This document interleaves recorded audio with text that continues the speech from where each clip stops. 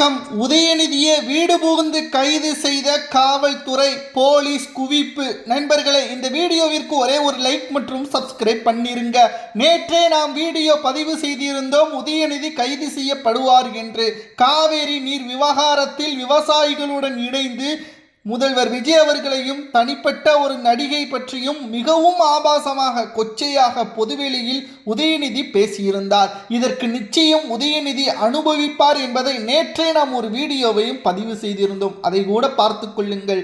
ஆனால் தற்பொழுது என்ன நடந்தது தெரியுமா? தாவேகாவின் மகளிர் அணி ஆணையம் தற்பொழுது காவல்துறை அதிகாரிகளிடம் பல்வேறு கடிதங்களை கொடுத்து மிகவும் மோசமான முறையில் எதிர்க்கட்சி தலைவர் உதயநிதி அவர்கள் பேசுவது கண்டிக்கத்தக்கது. உடனடியாக நடவடிக்கை எடுக்கவில்லை என்றால் தமிழகம் முழுவதும் பெண்கள் மகளிர் அணி போராட்டம் நடத்தப்படுவது உறுதிதான் என்று தெரிவித்த நிலையில் இன்று காலை 8 மணிக்கே உதயநிதி அவர்களது நீலாங்கரையில் உள்ள வீட்டில் போலீஸ்கள் குவிக்கப்பட்டுள்ளன.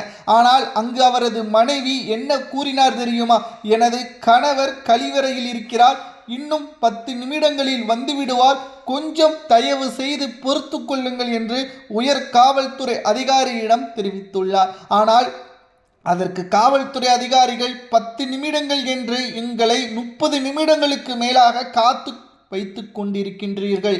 இதை ஒருபோதும் நாங்கள் ஏற்றுக்கொள்ள முடியாது. கைது நடவடிக்கை உறுதி. நீங்கள் எந்த வழக்கறிஞரை, டெல்லியிலிருந்து வழக்கறிஞரை கூட்டு வந்தாலும் கூட கைது நடவடிக்கை உறுதி. அவரை நாங்கள் கழிவறையில் இருந்தே கைது செய்து கூட்டிட்டு போவோம் என்று காவல்துறை அதிகாரிகள் கூறியிருப்பதால் முன்னாள் முதல்வர் என்று கூட பார்க்காமல் கண்ணீர் விட்டு கதறி அழுத உதயநிதியின் மனைவி தற்பொழுது மிகப்பெரிய அளவில் பரபரப்பாக மாறியுள்ளது. பொதுவெளியில் என்ன வேண்டுமானாலும் பேசலாம் என்று நினைப்பவர்களுக்கு இது மிகப்பெரிய ஒரு கைது நடவடிக்கை, ஒரு பாடமாக அமையும் என்ற தகவலும் கிடைக்கப்பெற்றுள்ளது. அவர் முதல்வராக வந்துவிட்டார், அவர் தமிழக மக்களின் பாதுகாவலராக வந்துவிட்டார். விஜய் அவர்களை பற்றி பொதுவெளியில் மிகவும் ஆபாசமாக தனிப்பட்ட நடிகையுடன் இணைத்து பேசுவது எந்த விதத்தில் நியாயம்? நீங்கள் காவிரி நீர் பிரச்சனை பற்றி நீங்கள் பேச வேண்டும் என்றால், விவசாயிகளது பிரச்சனைகளை பற்றி பேச வேண்டும் என்றால், நீங்கள் அன்றைக்கே திமுகவின் ஆட்சியிலேயே அதை முடித்து வைத்திருக்க வேண்டும். ஏன் பேசவில்லை என்ற கேள்விகளும் இப்பொழுது எழுகிறதல்லவா? மக்கள் உங்களை எதற்காக வேண்டாம் என்று கூறினார்கள் என்பதற்கு இதுவே போதுமானது. என்னமோ அன்றைக்கு எதிர்க்கட்சியாக திமுக இருந்தால்தான் அதன் உண்மை முகம் மக்களுக்கு தெரியும் என்று உதயநிதி பேசினார். ஆனால் இதுதான் உண்மையான முகமா? மக்களை கொச்சைப்படுத்துவதுதான் உண்மையான முகமா? ஒரு முதல்வரை கொச்சையான ஆபாசமான வார்த்தைகளில் பேசுவதுதான் திமுகவின் உண்மையான முகமா என்று ஒவ்வொரு கேள்விகளும் தமிழ்நாட்டில் உள்ள பெண்கள் சமூக வலைதளங்களில் உதயநிதி அவர்களை உடனடியாக கைது செய்யவில்லை என்றால் அதிரடியான நடவடிக்கை எடுக்கப்படும் என்று பல்வேறு கருத்துக்களும் சமூக வலைதளங்களில் பதிவுகளை நம்மால் மேற்கொள்ளப்பட்டு வருகிறது. சரி, இதற்கு என்ன தண்டனை? குறைந்தபட்சம் 2 ஆண்டுகள் சிறை தண்டனை, 50,000 ரூபாய் அபராதம் விதிக்கப்படலாம் என்ற தகவலும் வழக்கறிஞர் மூலமாக நமக்கு கிடைக்கப்பெற்றுள்ளது. திராவிட முன்னேற்ற கழகத்தில் நாம் ஏற்கனவே கூறியிருந்தோம், உதயநிதி அரசியலுக்கு அன்ஃபிட். அவரை எதிர்க்கட்சி தலைவராகவே முதலில் போட்டி இருக்கக்கூடாது. நேற்று நடைபெற்ற காவிரி நீர் விவசாயிகளது போராட்டத்தில் என்ன பேசியிருக்க வேண்டும்? தமிழ்நாடு முழுமையாக செயல்பட்டிருக்க வேண்டும். தமிழ்நாட்டில் இருக்கக்கூடிய பிரச்சனைகளை முதல்வர் கவனத்தில் கொண்டு வந்து விவசாயிகளுக்கு ஆதரவாக களத்தில் நிற்க வேண்டும் என்று பேசியிருக்க வேண்டும். அந்த இடத்தில் எதற்காக நடிகையை பற்றி பேச வேண்டும்? உதயநிதியின் தனிப்பட்ட குடும்ப ரீதியான பிரச்சனைகளை பேசினால் எத்தனை பால்டாயில்கள் வெளியே வரும் என்று தெரியுமா என்று தாவேகாவின் இளைஞர்கள் தற்பொழுது மறைமுகமாக கூறியிருக்கிறார்கள். அரசியல் ரீதியான கருத்துக்களை அரசியல் ரீதியான கருத்துக்களாகத்தான் பேச வேண்டுமே தவிர தனிப்பட்ட குடும்ப பிரச்சனைகளை பற்றி பேசினால் நிச்சயம் அது மிக பெரிய அளவிலான சிக்கலையும், இப்பேற்பட்ட கைது நடவடிக்கை கழிவறையில் இருந்தே கைது செய்யக்கூடிய ஒரு நிலைமையும் உருவாகும் என்ற தகவலும் தற்பொழுது கிடைக்கப்பெற்றுள்ளது. உதயநிதி அவர்களது மனைவி தற்பொழுது மிகப்பெரிய அளவில் கண்ணீர் விட்டு காவல்துறையிடம் கெஞ்சி கதறி, எனது கணவரை கைது செய்யாதீர்கள், எனது வழக்கறிஞர் வந்து கொண்டே இருக்கிறார், இன்னும் 10 நிமிடங்களில் வந்து விடுவார் என்று கூறியுள்ளார். ஆனால் நீங்கள் எது வேண்டுமானாலும் காவல் நிலையத்தில் வந்து பேசிக்கொள்ளுங்கள், நாங்கள் இன்று அவரை நீதிமன்றத்தில் ஆஜர்படுத்த வேண்டும் என்று தற்பொழுது கூறியுள்ளனர். நாளை நடைபெறக்கூடிய அதாவது ஆகஸ்ட் 5ஆம் தேதி தமிழ்நாட்டின் முதல் பட்ஜெட் தாக்கல் கூட்டம் நடைபெறுகிறது.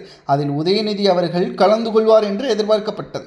அதற்கு முன்னதாகவே உதயநிதி அவர்கள் பேசிய தற்பொழுது சர்ச்சைக்குரியான பேச்சால் உதயநிதி அவர்கள் எதிர்க்கட்சி தலைவராக இருப்பதற்கு அன்ஃபிட் என்று சமூக வலைதளங்களில் கூறக்கூடிய வகையில் அமைந்துள்ளது என்றால் நிச்சயம் திமுகவின் தொண்டர்கள் தான் இனி கவனமாக இருக்க வேண்டும். உதயநிதி அவர்களுக்கு எதிர்கால அரசியல் ஒன்றும் இல்லை. மு.க. ஸ்டாலின் தவறாக உதயநிதியை தேர்வு செய்துவிட்டார். அவருக்கு அமைச்சர் பதவி கொடுத்ததும் தவறு, எதிர்க்கட்சி தலைவர் பதவியும் கொடுத்தது தவறு, முன்னாள் துணை முதல்வர் பதவியும் கொடுத்தது தவறு என்று தற்பொழுது மக்கள் கடுமையாக விமர்சனம் செய்யக்கூடிய வகையில் அமைந்துவிட்டது. உதயநிதி அவர்களது நீலாங்கரையில் உள்ள வீட்டில் முன்னாள் அமைச்சர் மா. சுப்பிரமணியன் அவர்களும் நேரடியாக காவல்துறை அதிகாரிகளிடம் எவ்வளவோ கெஞ்சி பேசியுள்ளார். உதயநிதி அவர்களை கைது செய்ய வேண்டாம், எனது வழக்கறிஞர் வந்து கொண்டிருக்கிறார் என்று. ஆனால் தரைக்குறைவாக முதல்வரை யார் பேசினாலும் அது உங்களது ஆட்சியின் போது எத்தனை கைது செய்திருக்கிறீர்கள் என்று அவர்களிடமே காவல்துறை அதிகாரிகள் நேரடியாக பேசியதால் மா. சுப்பிரமணியன் அவர்களால் எதுவும் பேச முடியாமல் அமைந்துவிட்டது. தற்பொழுது கைது நடவடிக்கை செய்யப்பட்டால் மிகப்பெரிய ஒரு அவமானம் திமுகவிற்கு ஏற்படும். அது மட்டுமல்ல, முதல்வர் விஜய் அவர்களை பற்றி இனி யாராவது தரைக்குறைவாக அரசியல் கருத்துக்களை நேரடியாக பேசுங்கள், அதில் பிரச்சனைகளே கிடையாது. கருத்தியல் ரீதியான பிரச்சனைகளாகத்தான் பேச வேண்டும். குடும்பத்தில் உள்ள பிரச்சனைகளை ஏன் அரசியலுக்குள்ளே கொண்டு வர வேண்டும் என்ற கேள்விகளும் தற்பொழுது இங்கு முன்வைக்கப்பட்டு வருகிறது. உதயநிதி அவர்களது அரசியல் எதிர்காலம் இங்கு கேள்விக்குறியாக மாறிவிட்டது. காவல்துறை வந்துவிட்டார்கள், அவர்களது முகத்தை கூட பார்த்து பேச முடியாமல் கழிவறையில் ஒளிந்து கொண்டிருக்கிறார் உதயநிதி என்று சமூக வலைதளங்களில் மீம்ஸ்களும் தற்பொழுது வைரலாகவே பரவி வருகிறது. கழிவறையில் இருந்து கொண்டு 10 நிமிடங்கள் என்று கூறுவதற்கான காரணங்கள் என்ன? வழக்கறிஞர்களை வரவழைப்பதற்கு தானே. அதற்கு இவரை நேரடியாக உதயநிதி அவர்களை நேரடியாக காவல்துறையிடம் நான் என்ன தவறு செய்தேன், எதற்காக என்னை கைது நடவடிக்கை மேற்கொள்ள தயாராக இருக்கிறீர்கள் என்று கேட்க வேண்டியது தானே. அப்படி எதுவும் கேட்க முடியாது. ஏனென்றால் மகளிர் அணி தற்பொழுது ஆணையம் பிறப்பித்து எஃப்ஐஆர் வழக்கு கூட பதிவு செய்வதற்கு தயாராக இருக்கிறது. இன்றே ஆஜராக வேண்டும். இல்லை என்றால் கைது நடவடிக்கை என்பது மிகப்பெரிய அளவிலான சிக்கலை தமிழ்நாடு முழுவதும் ஏற்படுத்தக்கூடும். தமிழ்நாட்டில் தற்பொழுது ஒவ்வொரு இடங்களிலும் பாதுகாப்பான பகுதிகளாக பார்க்கப்பட்டுள்ளது. ஏனென்றால் உதயநிதியின் கைது நடவடிக்கை திமுகவினர்களால் அசம்பாவிதங்களை தடுப்பதற்காக பல்வேறு போலீஸ்களும் குவிக்கப்பட்டிருப்பதாக தகவல்களும் தற்பொழுது கிடைக்கப்பெற்றுள்ளது. உதயநிதி அவர்கள் நேற்று பேசியது சரியா தவறா என்பதை மக்களாகிய நீங்கள் தான் கூற வேண்டும்.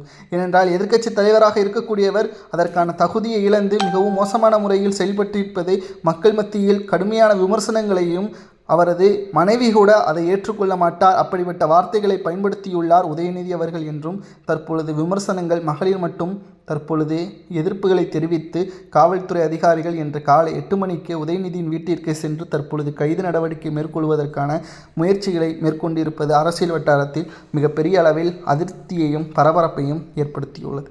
இதை பற்றி உங்களது கருத்துக்களை கமெண்ட் வாயிலாக கூறுங்கள். கைது நடவடிக்கை மேற்கொண்டால் எத்தனை ஆண்டுகள் சிறை தண்டனை வழங்கலாம் என்பதை மட்டும் கமெண்ட் வாயிலாக கூறுங்கள். நன்றி, வணக்கம்.